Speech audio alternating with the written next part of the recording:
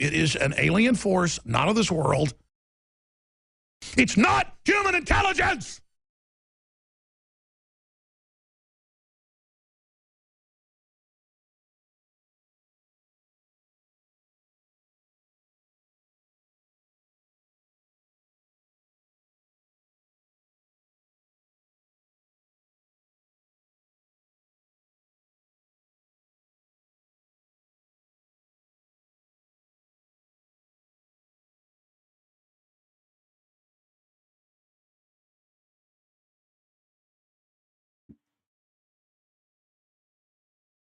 Good morning, well, afternoon, I should say. Good afternoon, everybody. Welcome to the show. Hey, it's morning somewhere. I am Jeff Waldorf, and you are watching Logically Left, where apparently I have no idea what time it is anymore. Everything's a blur, everything, and time has no meaning anymore. All right, anyway, so I've got a lot of stories for you today, coming off from the weekend, which saw a lot of stuff happen, ton of stuff happening. So we're gonna get into it. We have, of course, the Battle of LA or California, and so because it's not just happening in LA, by the way. There's a lot of stuff happening in California and across the country. We have the Army's birthday tank convoy having some interesting messaging on it. I'm going to show you that. We have Pete Hegseth having some staffing issues, problems with the staff, a little staff infection, I guess. We've got, of course, look, we're going to be talking about a former DOGE staffer that is saying stuff that we already knew, okay? Fun times as usual. And then, of course, Israel has intercepted Greta Thunberg's aid ship. Yeah, in international waters, and has apparently taken her, kidnapped her, essentially. And so that's a thing that's happening. So, yeah, a lot of stuff going on. A lot of amazing and, of course, disastrous stories to get to on today's show. So we're going to dive into it, of course. But first, I want to tell you all, please like and share the stream. All that, of course, helps us out greatly. Definitely helps to have people spread the word, spread the message, etc. Through social media.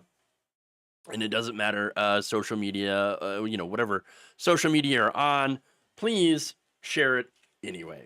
All right, with that said, let's do it. Let's go to what's going on in California. Oh boy, that is something. There's a lot going on in California today, and over the weekend. You have the National Guard that has been nationalized by the Trump administration to help put down protests, what the administration is claiming to be riots. Okay, so now, when did this start? Friday. On Friday, there were a bunch of ICE raids in California, like, for example, the fashion district of downtown LA. They were out there looking for undocumented criminals and gang members. What did they find? Seamstresses and construction workers. Wow. The following day, Saturday, they made arrests outside of a Home Depot in Paramount, which is a working class LA suburb where you had day laborers, some of them undocumented, getting together and going to work on small scale construction projects. Huh, that seems weird. I thought they were going after the criminals and gang members, but instead they're going after working people. Oh, that's really strange. Now, figures vary from the day, but apparently they reportedly arrested between 100 to 200 people. Again, no details on how many of them were criminal MS-13 members. Probably very few of them, if any. Okay, so that's what's going on here, and that's according to the ACLU. And look, a lot of these warrants, by the way, that they had were judicial warrants.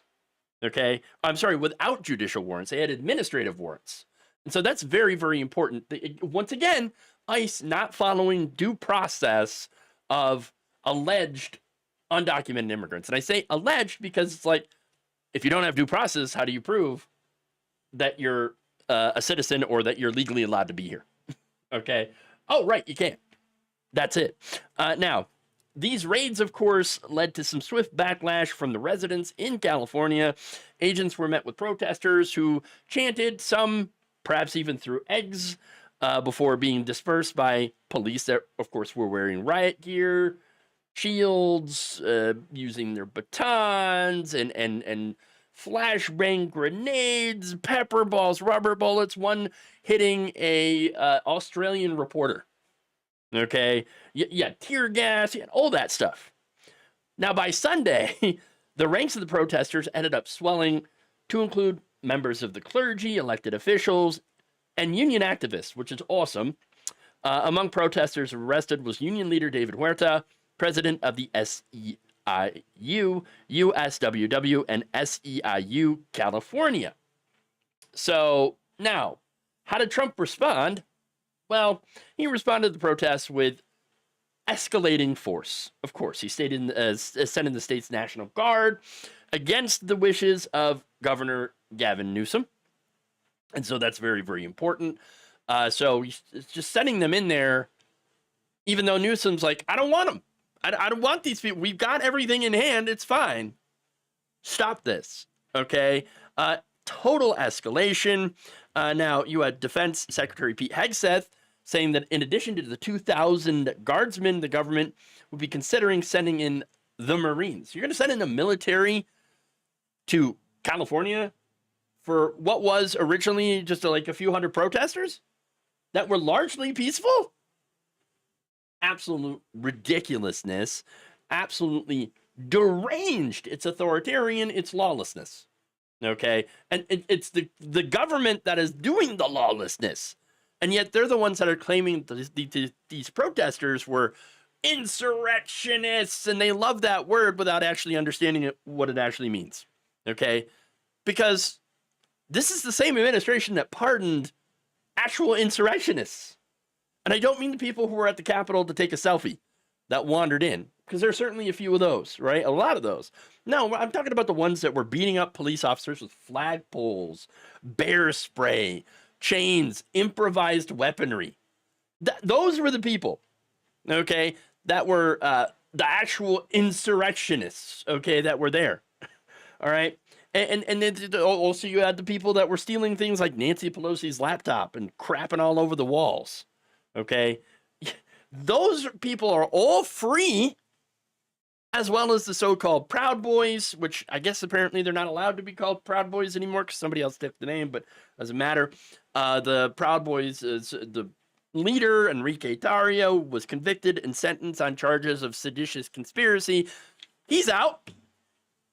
In fact, along with the 37 members that were arrested and charged with January 6th related offenses.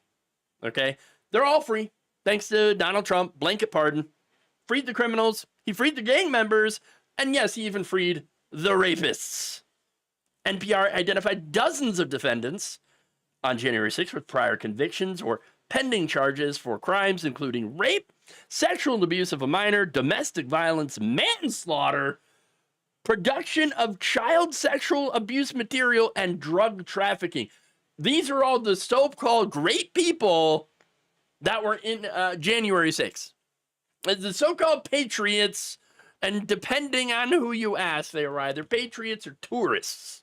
All right? Now, one of those so-called tourists, Matthew Huddle, was shot and killed by law enforcement in Indiana during a traffic stop just days after getting his pardon. Another, Theodore Middendorf, was accused by Illinois prosecutors of predatory criminal sexual assault of a child. Prosecutors said in a court filing obtained by NPR that Middendorf committed an act of sexual penetration on a 7-year-old. Gross, disgusting. These are the patriots, right? And yet Trump let them out. They're fine people, great people, the best people, patriots, all of them, tourists. Oh, they were treated so poorly. But yeah, the people that are protesting against ICE, which again is operating outside of the law with their masked agents abducting and disappearing people right off the street. Those people, we got to support ICE and go after the protesters who are stopping them from carrying out these illegal, essentially kidnappings. Okay? Again, we're supposed to believe that this administration gives a damn about protecting Americans from criminals? Really? He let out the criminals and is arresting the construction workers and seamstresses. That's what's going on here. Well, you're going to protect, ICE against people that threw eggs. By the way, eggs still not cheap. And when people are throwing those, you got to be pretty pissed off. All right? Now, speaking of pissed off, the baby in chief spent Sunday night egging things on. Well, once again, that was unintentional, by the way. But look, this is after Newsom had described the National Guard deployment correctly, by the way. And look, I'm not a Newsom fan, but his reaction to this is great. Yeah, he's like, these are the acts of a dictator. He also accused Trump of inciting and provoking violence, yes. Creating mass chaos, yes. And militarizing cities, yes. That's exactly what he's doing. Shortly after midnight Washington time, Trump wrote in a True Social post that LA, this is after apparently watching an interview with LA Police Chief Jim McDonnell. He said he should bring in the troops, quote, right now. Looking really bad in LA, bring in the troops, he wrote. Arrest the people in face masks now. Well, hold on. Wouldn't then ICE also be targeted by then? Because, they're also wearing face masks. Hide their identities. So, I'm just saying. Okay. And yes, they're doing illegal things. They're violating due process. They're not using the right kind of warrants. And all in an effort to, of course, intimidate people and to pump up their arrest numbers. This is probably why Homan and Miller targeted LA in the first place. They said, oh, we're going to get more arrests if we go there. Ah, yes. And probably prompt a response as well, which is exactly what happened. Now, funny enough, on Friday, the LAPD put out a statement saying that the demonstrations were so far completely peaceful. But again, apparently that changed. They were no longer peaceful after ICE started firing flashbang grenades into the crowd. That's when things got bad. Protesters, of course, obviously hit back, and then we were off to the races. All right? But here's the thing, though. Calling in the National Guard, nationalizing the California National Guard to use against protesters, not a good thing. Okay? And by the way, the legality here is highly suspect, which, again, he doesn't care about that. But in his order to nationalize the California Guard, Trump cited Title 10 of the U.S. Code. A provision of Title 10, Section 12406, allows the president to deploy National Guard units into federal service if the U.S. is invaded, there is a rebellion or danger of rebellion, or the president is unable with the regular forces to execute the laws of the United States. Well, number one, there is no invasion. I know the administration claim, oh, migrant invasion. Not true. Not true. Okay. There's no rebellion. And for the most part, the protests were, again, overwhelmingly peaceful, which means Trump has illegally unleashed the military on American citizens. That is a pretty serious thing. Deadly serious. Governor Newsom, in response to it so far, again, he's criticized the administration, but has also sued the administration and even dared Tom Homan to come and arrest him, to which Homan's like, oh, never mind. I wasn't actually making those threats at all. Because Earlier, Homan had made those threats and then went full taco. So there you go.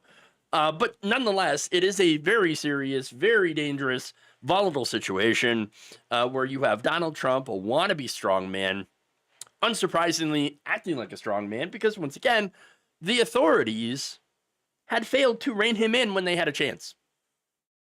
Yes, authoritarian doing authoritarian shit. And we're all supposed to be surprised? No. Look, Joe Biden, Merrick Garland, Mitch McConnell, Republicans, Supreme Court, MAGA sycophants in Congress, all of them share a responsibility for what happens in this administration. It is on all of you for failing to stop Donald Trump's fascism before it had a chance to start. And that should never be forgotten. Again, no matter what happens here after today, after this weekend, you cannot forget all of those who allowed things to get this bad. And if things get worse, once again, we can't forget who's at fault. Okay. All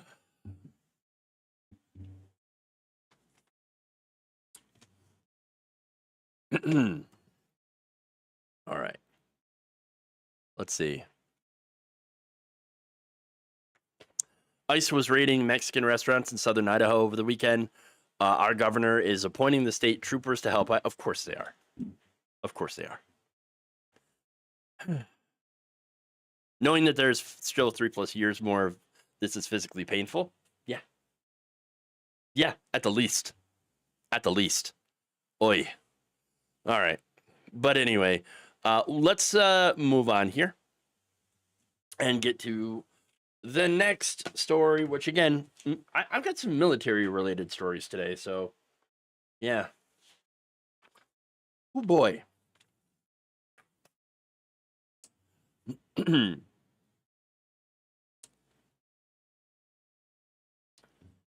A column of tanks headed to Washington, D.C. for the Army's 250th birthday parade, along with Trump's birthday parade, had some interesting graffiti on it. Eagle-eyed viewers on social media caught this in a video posted to the Army's official X account. Here you are. In case you cannot see that, it says, "Hang Fauci and Bill Gates" on the trail, on the train car. That message appeared on screen for about a few seconds in the 58-second video posted by the Army. And the video was up for more than 24 hours and got over 700,000 views. The Army removed it on Sunday after getting some inquiries from the Washington Post. Whoopsie. Oh, did we have that message on one of our cars? Oops. Oh, no. Did we let that how did we let that go through? No answers. No answers. Other than one from Steve Warren, an Army spokesperson, who told outlets, quote, "That statement does not align with Army values." No kidding. He added that he was not aware of this graffiti until reached for comment, and said that he does not believe the flat car in the video is even owned by the Army, which is funny because the flat car is apparently initialed with DODX, which of course resembles those included in an Army equipment document. Once again, Whoopsie. Man, there's not even a parade. Like, it's not even happening yet, and there's already a parade of failure. Which, again, not surprising considering who's running the military right now. But, though, to be completely fair, we don't know who wrote it, obviously. We don't know if it was officially sanctioned. We don't know if the person or people involved were actually in the Army or if they have any connections to it. We don't know. We don't know. I think it's pretty likely that they are, because what random citizen is going to go and deface army property? I mean, that seems kind of dangerous, right? To me, it does. That said, again, I'm not saying the army endorsed it or anything. It's just that very likely someone on base or someone near was able to come and do this, and either nobody noticed or they just, like, it didn't register. They just ignored it. I don't know. Either way, this appears to be the state of the military under Donald Trump. I mean, you have Pete Hegseth, who is running it, and not only is he, like, probably drunk 90% of the time, but he is a complete and utter toady. All right. Not only that, but you also have a number of right-wing extremists in the military. More and more have been joining the military. Okay. That's what's been going on. Nearly 20% of the people arrested on January 6th actually had military backgrounds. That's really important. According to data collected by the National Consortium for the Study of Terrorism and Responses to Terrorism, also known as START, more than 480 people with a military background were accused of ideologically driven extremist crimes from 2017 through 2023, including the more than 230 arrested in connection with January 6th. That's coming from the right. Okay, and again, this tracks with what we know of extremist groups that were telling their members, join the military so that you can go and get that training. Training for what? What do you plan to do? Violence, of course. And that's what a lot of them have done. Look, if you want to take over a country, you got to get the military on board. You got to get the law enforcement. And guess what? The far right's largely done that. In a lot of cases. Not again, only through the military, but also through the contractors. On January 8th, for example, 2021, a contractor at the Joint Artificial Intelligence Center called into meetings from the protest on January 6th and had spread conspiracy theories, including QAnon, as well as others involving AI and the DOD. Like, oh, deep state. Now, that complaint, of course, resulted in the contractor's termination, but nonetheless, a lot of contractors that are working for the government doing important government things that are massive right-wingers, like right-wing conspiracy theorists. All right? There's more. In addition, there were widely publicized cases of defense contractors who were accused of, once again, participating in January 6th, including a Navy contractor who was a Nazi sympathizer and a former Special Forces soldier who was a military contractor. And there was also a defense contractor with a security clearance that participated in the Charlottesville rally in 2017. That's the Unite the Right rally where they were shouting, the Jews will not replace us. And so there is a right-wing extremist problem in military and law enforcement. Okay? Huge problem. Huge problem. That said, Hegseth himself also had some questionable tattoos. I know they talked about Kilmar Abrego Garcia, who, by the way, is brought back to the United States after being sent to El Salvador. But they brought him back, yes, and the administration was ordered to bring him back, but are now charging him with human trafficking. I'm sorry. It's this administration that is doing the human trafficking by sending people without due process to other countries, including El Salvador, South Sudan, and whoever else would take them. That's trafficking. I mean, every accusation is a confession with these people, okay? But Hegseth, getting back to him, right? Because one of the reasons that I brought him up, Kilmar Abrego Garcia, is because they attempted to smear him by saying, oh, you got gang tattoos, and then photoshopping it.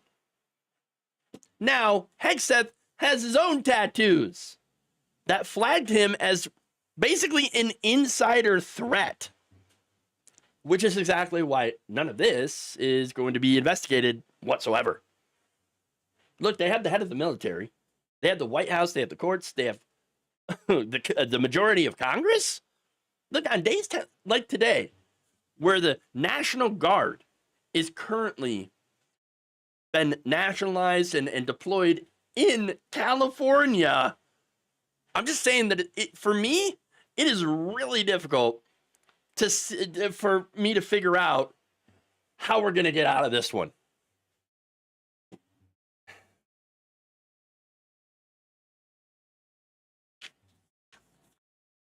All right.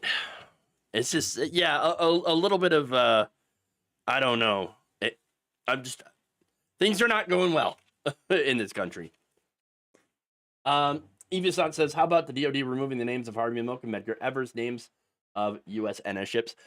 I actually did that. I talked about that the other day. I believe it was sometime last week that I talked about that. Should have the video up on our YouTube channel or our Facebook page. So if you haven't seen that, you should check that out because I do go into detail about all that. Okay.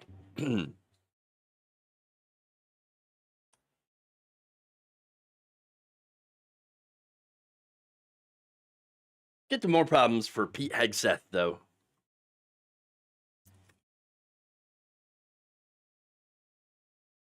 All right. I think it's important to let our troops know that there is a support line for those who feel like they are being given unconstitutional orders. Yeah. No, that is true. Okay. The Trump White House appears to be having a difficult time filling the role of chief of staff to the Secretary of Defense. Pete Hegseth, who fired his own top aides back in April due to some probably alcohol-induced paranoia. Apparently, he can't seem to find anybody else willing to take on the job. That seems really strange, doesn't it? I mean, you would think that being the chief of staff for the Secretary of Defense would be a plum position. Yeah, it is. But that would be under normal circumstances. Things ain't normal anymore. Not good. Now, what happened to his previous chief of staff? Well, Joe Casper had apparently been pushed out of the Pentagon following what insiders described as a vicious turf war. Great. Lovely. Now, that has, of course, left the DOD with some open positions, of which they cannot fill. And even with the help of Vice President J.D. Vance and White House Chief of Staff Susan Wiles, he can't seem to find any takers. Oh, no. How disastrous. Oh, no. Now, the positions apparently have remained vacant for more than 6 weeks, so almost 2 months. Jesus. Wiles and Vance have been looking for candidates inside the White House and on Capitol Hill, but Hegseth, a former Army National Guard officer turned Fox News weekend host, talk about low standards, everybody, Jesus, has reportedly rejected the White House's own choices, while other choices were rejected by the White House for apparently not being pro-Trump enough. Yeah, which leaves him where? Well, with no one to fill it. Now, currently, he is relying heavily on an aide named Ricky Berea, who left the military in April in hopes of replacing Hegseth's former chief of staff, but the White House says, no, we don't want that guy. No. He is a Biden administration holdover who had once criticized J.D. Vance and his isolationist views, calling them, quote, whack-a-mamie crazy. The career Marine was also critical of the vice president's opposition to the administration's March airstrikes on Yemen's Iran-backed Houthis, the New York Post reported. So, there you go. Now, yeah, speaking of that strike on the Houthis, remember that's the Signalgate, okay? Now, Signalgate also is part of the reason why the staffers are no longer there, why he can't find a replacement. Look, you have a Pentagon Inspector General report, which is about to come out. It's expected to conclude that Hegseth ended up sharing classified information on the Signal chat, according to NBC. The defense secretary has also reportedly shared sensitive information about that Yemen operation in yet another signal chat with his wife and personal attorney. Of course. Part of the fallout from that was firing of 3 aides, Dan Caldwell, Colin Carroll, and Darren Selnick, who Hegseth accused of being leakers. You leaked the details of the second chat. But wait a minute, Mike Waltz also was Waltz the fall guy too? I mean, there's a lot of fall guys. A lot of people fall on their swords for Mr. Pete Hegseth, who is probably too drunk to notice. Okay? Now, the men, of course, the 3 guys completely deny any leaking. We're not doing the leaking, all right? We're not doing any of that. And they claim that their dismissals were, quote, unconscionable, and that no evidence was ever presented to them of their supposed guilt. Hey, I don't feel sorry for you. I don't feel sorry for any of these people. If you lay down with fascists, you get what you get. But look, I think that personally that they were presented as sacrifices to protect Pete and his job. Okay, that's it. Now, look, originally Hegseth and his personal attorney, Tim Parlator, were responsible for overseeing the investigation into these fired aides, but in May, White House officials instructed the Deputy Defense Secretary to handle the probe instead. And that investigation so far has not revealed any evidence that the men were leaking. Shocker. Shocker. But it doesn't matter. It doesn't matter what the facts are. It doesn't matter what the reality is. Hegseth, look, the guy is not fit for office, period. He is also apparently paranoid and crazy. In fact, Carroll spoke to Sirius XM host Megyn Kelly back in April. Okay, no love for any of them, okay? But he said that Hegseth spent at least half of his time investigating leaks and had created a culture of fear and toxicity at the DOD. Gee, no surprise that people are not lining up to work in that environment. It sounds really, really bad. It sounds like a shitty place to work. That said, of course, we're going to get some gaslighting from this administration. Shocker. In a statement to the Daily Beast, Chief Pentagon spokesperson Sean Parnell said, quote, "The anonymous sources cited in this article have no idea what they're talking about. Since November 5th, 2024, the military has seen the highest recruiting percentage of mission achieved in 30 years. There has never been more enthusiasm to serve under Secretary Hegseth's leadership at the DOD.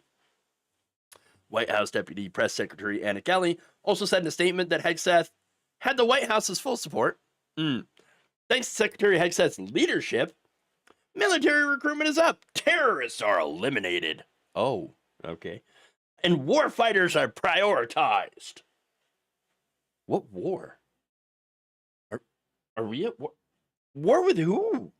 Why do we need war fighters if we're not at war? Anyway, look, here's the thing. What's funny is that I looked into, obviously, the military recruitment numbers, and guess what? They are up. But why is that? Well, it's probably because it's the only way to be able to afford a college education right now, since they pretty much decimated the Department of Education.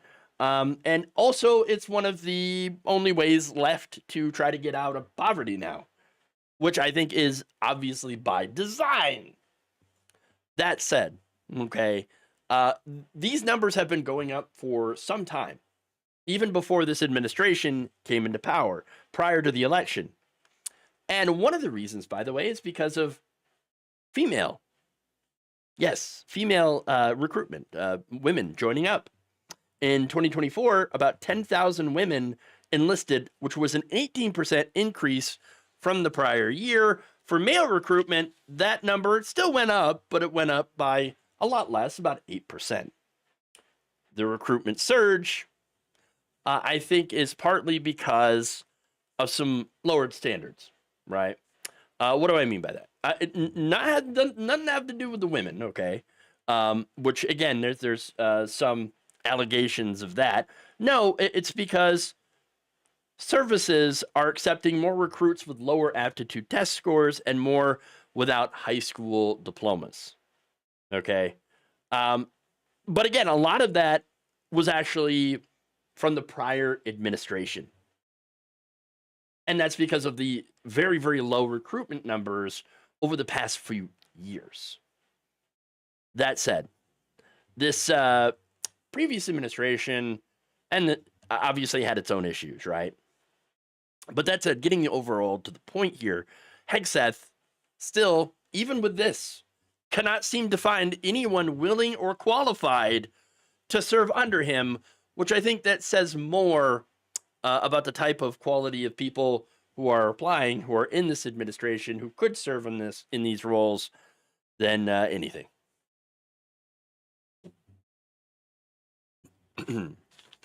Okay.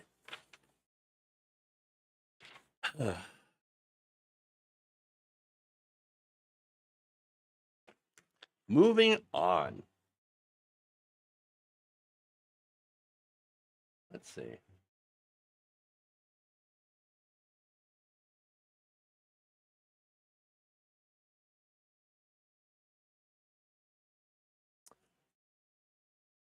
Grumpy Cat says, Pete Hegseth picked the wrong week to stop drinking. Joke's on you. He never stopped. I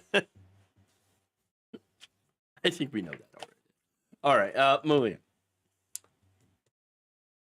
on. An ex-staffer for the Department of Government Efficiency has admitted to what we already knew. In a recent interview, he talked about, you know what? Turns out that all of that alleged waste, fraud, and abuse in the government wasn't actually there. It was, quote, relatively non-existent. Shocker. Shocker. Now, this is ex-staffer Sahil Lavingia speaking to NPR's Juana Summers, and said that during his short time embedded with DOGE, embedded in the Department of Veterans Affairs while he was working for DOGE, he found that the government was actually quite efficient. Oh, wow. Quote, I was personally pretty surprised. Oh, were you? Could have told you that. I mean, look, the real waste, fraud, and abuse is never inside the programs that actually help people. Those are watched over like a hawk. All right? No, the real waste, fraud, and abuse exists inside programs that help rich people. I'm just saying, like defense contractors. I'll get to more on that. All right? But first, Lavinia was apparently a successful software developer and the founder of something called Gumroad, a platform for online sales, when he had joined DOGE back in March. Lavinia said he had previously sought to work for the U.S. Digital Service, the technology unit that was renamed and restructured by the Trump administration into DOGE. He told NPR that he just wanted to make government websites easier for citizens to use and didn't really care which administration he was working for. That is despite the protests from his friends and family, who apparently knew better. They knew what was up with this whole thing, with the Trump regime.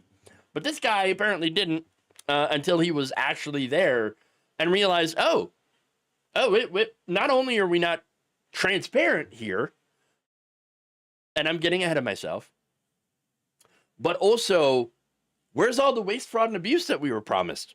Now, Lavinia said that the overall message at DOGE was transparency.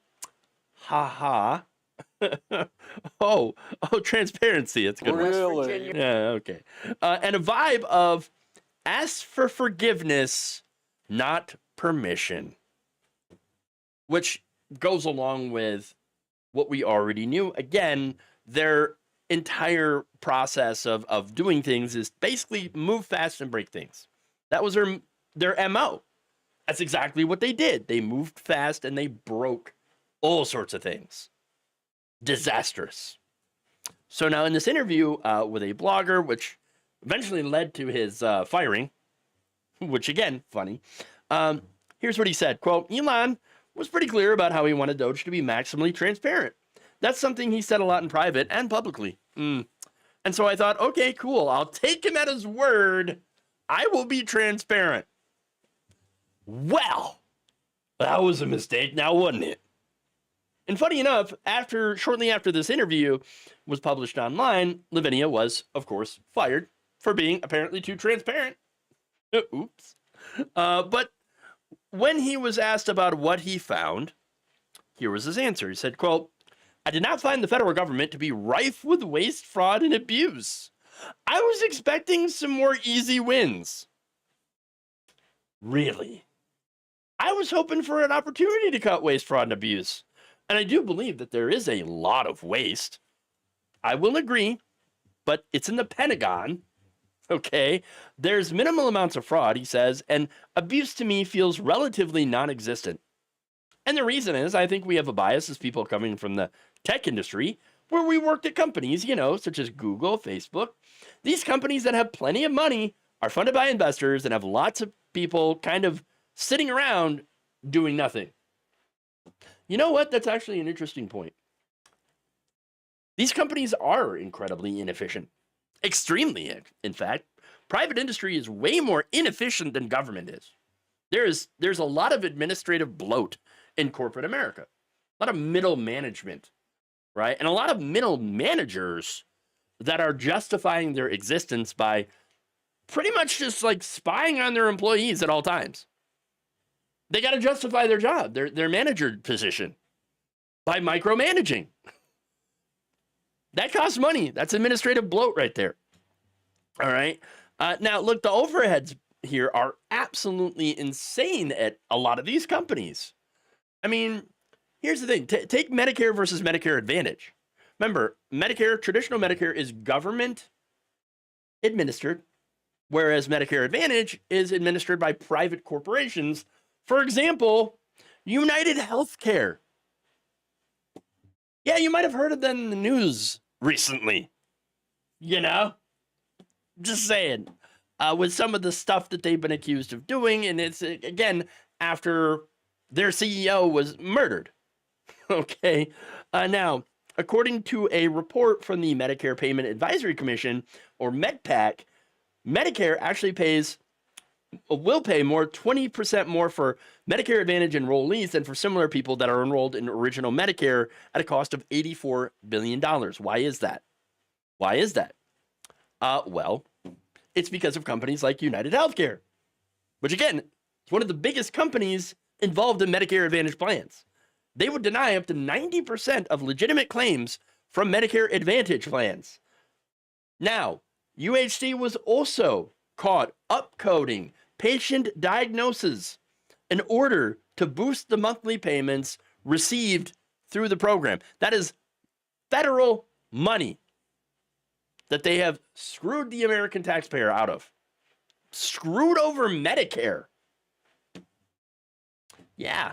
Now, not only that, and it's one of the reasons why they made billions of dollars, okay? But the thing is, getting back to the efficiency, private insurance companies like UHC actually spend between 12 to 18% on their administrative costs. Medicare's administrative costs are actually less than 2%. So there you go. It just costs less for the government to actually administer these plans. And why? Why is that? It's because there is already a ton of pressure on government to fight waste, fraud, and abuse and cut costs. That's it, to make things more efficient. Now, I understand that in some places there is more that the government can do, right? But oftentimes they are hamstrung by Congress, who work more for their donors in the private industry than they do their constituents. All right, so that's very important to point out.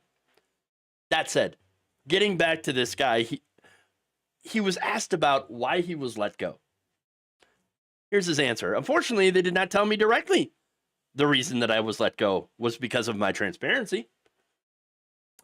I don't know if irony is the right word, but I do think that it's maybe, as Elon says, the most entertaining outcome is the most likely, and letting someone go for being transparent in the most maximally transparent organization is a little bit entertaining. Well, look, the thing is, DOGE, not transparent at all. They just made things up. They made a bunch of claims that, oh, look, we're saving so much money from doing this and doing that and doing this. Those were not true. They claimed to have saved about $171 billion, but that savings is in question. Okay. Because what you've seen is them claiming that, oh, we saved money on this contract that had already been completed, money paid out and everything. So they didn't save anything, they didn't save shit. And then, of course, you've also had claims of canceling government contracts that were never actually canceled. They were still ongoing, or they had renegotiated terms and extensions. So no saved money. Okay, nowhere near 170 billion, much less $1 trillion. But you know what DOGE did? They actually did get our personal information, which was likely the entire reason for it. Okay, to get our info, personal info, to either sell it or have it weaponized against us so we don't try to stop Peter Thiel and Elon Musk's tech bro takeover. I don't know. Whichever the reason, though, it is pretty funny and interesting to see another former employee get the wool pulled from their eyes. If only this could have happened sooner and en masse.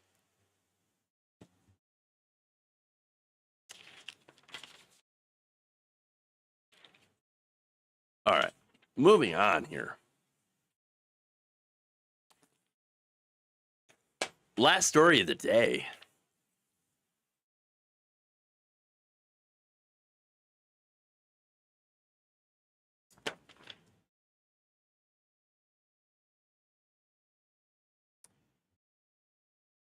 Activist Greta Thunberg and others have been essentially kidnapped by the Israeli military for daring to try to bring food and medicine to the people of Gaza.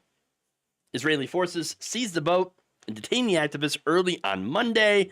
Now, according to the Freedom Flotilla Coalition, which had organized the voyage, they said that the activists were, quote, kidnapped by Israeli forces while trying to deliver desperately needed aid to the territory. Quote, the ship was unlawfully boarded, its unarmed civilian crew abducted, and its life-saving cargo, including baby formula, food, and medical supplies, confiscated. Of course. Said the ship was seized in international waters, some 200 kilometers or about 120 miles from Gaza. The FFC also released this pre-recorded video. My name is Greta Thunberg and I am from Sweden. If you see this video, we have been intercepted and kidnapped in international waters by the Israeli occupational forces or forces that support Israel. I urge all my friends, family and comrades to put pressure on the Swedish government to release me and the others as soon as possible. Now, according to Israel's foreign ministry, the ship, known as the Madlin, was redirected, right, to the Israeli port of Ashdod, and the passengers would be returned to their countries of origin. And they released their own propaganda video showing activists wearing life vests and receiving food and water, which is what they did not need because they had their own. In fact, they had enough for a lot of people, a lot of innocent Gazans. Now, in a statement posted online, they described the ship as a, quote, selfie yacht, and said the aid would be transferred to Gaza through established procedures, meaning it will likely be either not delivered to members of Gaza at all, innocent people, or might be used to, stage basically bait people. Because this is what they've done. They have put out aid trucks and then had the military fire on people trying to get to the aid trucks. I mean, war crime after war crime, okay? And again, this is all part of their plan, which is to starve the people out or get them out in any way possible so that the government can come in and annex the area. That's it. That's the plan, to get more of the territory, to steal the territory. It's not like they haven't already admitted that is exactly what they want to do. They want to get all the Palestinians out so they can take the land. But anyway, Rima Hassan, a French member of European Parliament, who is of Palestinian descent, she was among the volunteers that were on board. She has been barred from entering Israel because of her opposition to the Israeli policies towards the Palestinians. She was among 6 French citizens that were aboard the boat. Adalah, a rights group in Israel that said it was representing the activists, said Israel had no legal authority to take over the ship because, well, they were in international waters, so it doesn't belong to anyone. So what is this? This is essentially the state of Israel doing piracy, kidnapping. Insane. Okay. Now, Adela says that the arrest of the unarmed activist who operated in a civilian manner to provide humanitarian aid amounts to a serious breach of international law. Yes. Now, look, there is a famine that is going on in Gaza. And it is because Israel continues to block aid from getting in. Most of the aid. And whatever they're letting in is obviously not enough. They're also killing civilians, and yes, sometimes even the hostages that they claim that they were trying to rescue. Look, this is not, and never was, about rescuing the hostages. Which, yes, of course they should be released. Now, Hamas, I don't have any love for Hamas, right? But they have promised, in return for a permanent ceasefire and a withdrawal from Gaza, to release the rest of the hostages. They keep putting forward the same terms, and Israel continues to reject them. Why? Because it's not about the hostages. Look, it's terrible that 1,200 people were murdered by Hamas on October 7th. That was horrific. But it's actually way worse that 54,000 Palestinians have been murdered by Israel. And I know they keep saying, oh, they're all Hamas, Hamas, Hamas. Yeah, basically, they're labeling 2 million people in Gaza as just Hamas. Sure.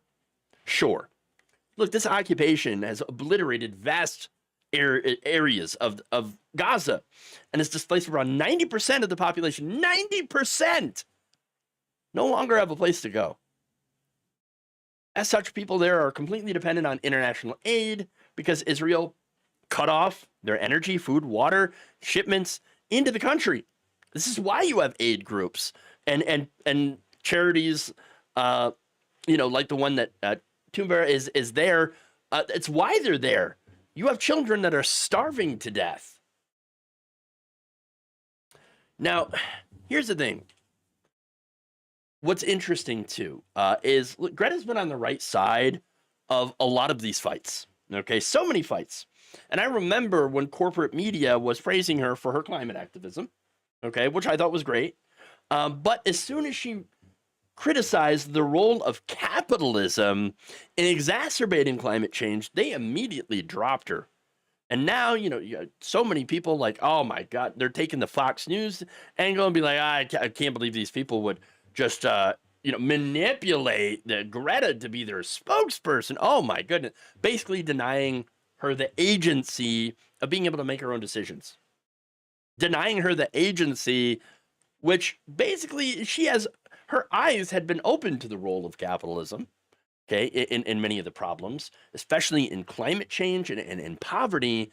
And now they're saying even worse things about her now, that her eyes are open to the issue of what's going on, what's been going on in Gaza the whole time.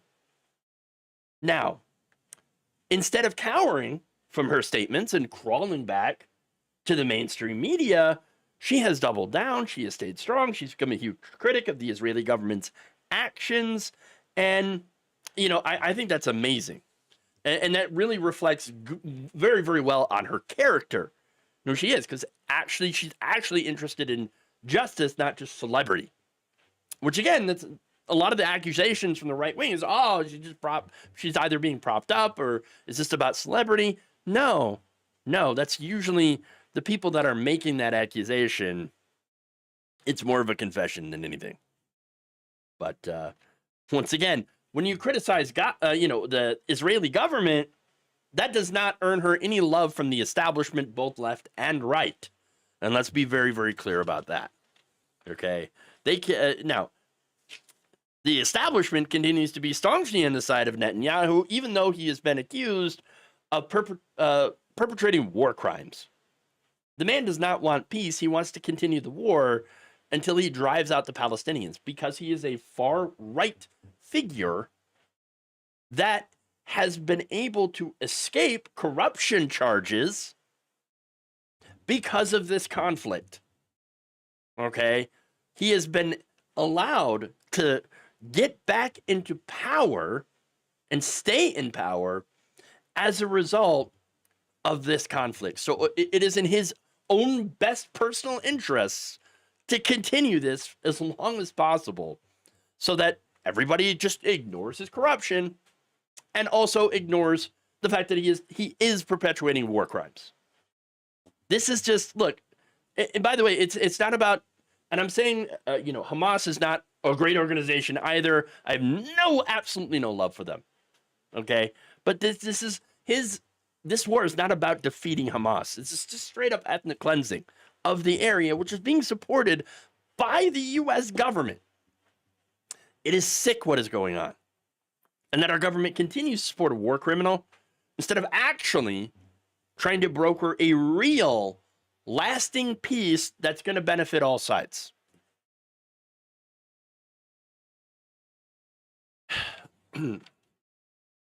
It's really sad what's happening. All right.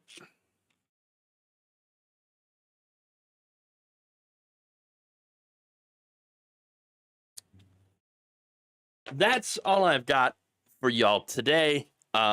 Just wow. A hell of a news day today. And it's just the start of the week. All right. Professor Food says privatized service providers being permitted to charge government more than it would cost the government to do it itself. Why does this smack the same feeling as internal reviews and police departments? Hey, that is a great point. Yes, the police, and we investigated ourselves and we found out that we did absolutely nothing wrong. It's the same thing where, corporations will regulate themselves. You've heard that argument before, right? Oh, yeah, no, don't worry about it. These corporations, they will regulate themselves, will police themselves, and everything will be great. Oh, no, it didn't happen that way. Oh, crap. Oh, no. But yes, it is the same. And again, you've got the people that are getting paid, that are getting the money, that, have, that give money to these politicians that will then, of course, be on their side and vote to give them more money. Defense contractors and that, they're the biggest ones, but you have all sorts of government contractors that have taken over what was once public services, and it's just the overall privatization of the government that is, again, you've since Ronald Reagan, before, breaking pieces of government apart in order to sell them off to private contractors who will, of course, make money while driving up the costs for the rest of us and the government. And, of course, which leads to right-wing politicians and centrist establishment politicians going, oh, wow, we're spending so much money. I guess we need to slash benefits because that's where the real problem is. No, the real problem is your friends on Wall Street, your friends in private industry who are ruining it for the rest of us for their own personal financial gain. Absolutely disgusting. But that's the reality. Okay.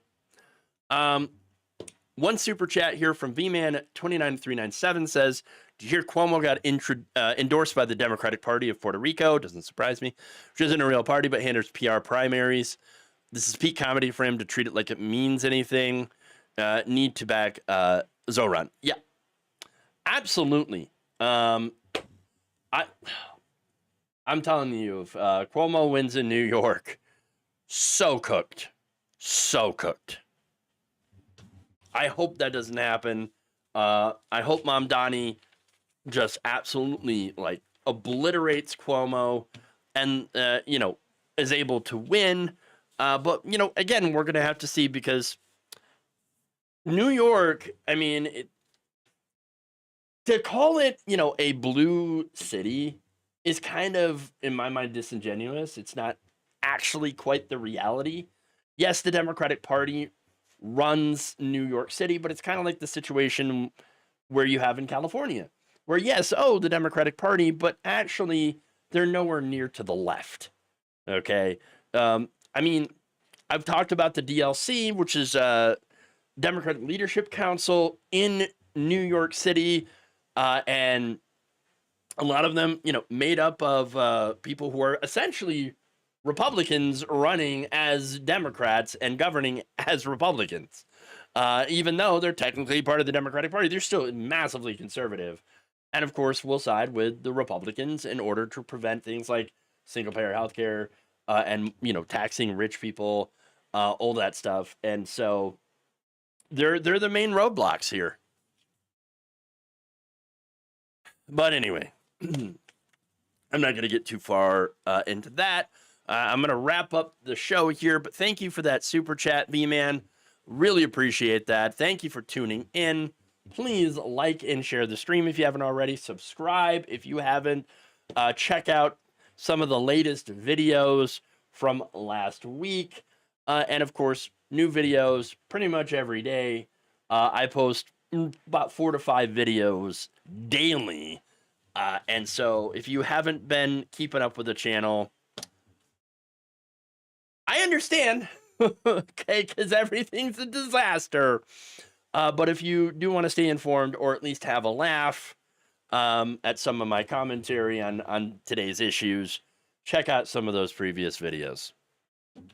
All right, everybody. Thank you all. Love you. And remember, change begins with you.